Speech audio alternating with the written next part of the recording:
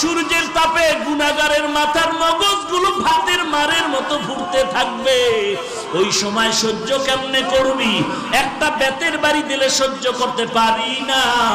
যদি গুনাহগার হয়ে কবরে যায়, ফেরেশতাদের আঘাত কেমন করে সহ্য করব? চিন্তা ভাবনা করে দেখলাম দুনিয়ার সম্মান টাকা পয়সা কিছুই না।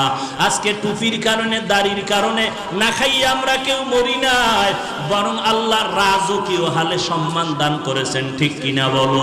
হাজী ইমদাদুল্লাহ মুহাজিরে মক্কি রহমাতুল্লাহ আলাইহি যত কিতাব খুলে দেখে কোনো লেখা নাই, সব সাদা সাদা সাদা। আবার সামনে কিতাব খুলে সাদা, কোনো লেখা নাই। এইভাবে করে করে করে করে কোনো কিতাবগুলোর শেষ পর্যন্ত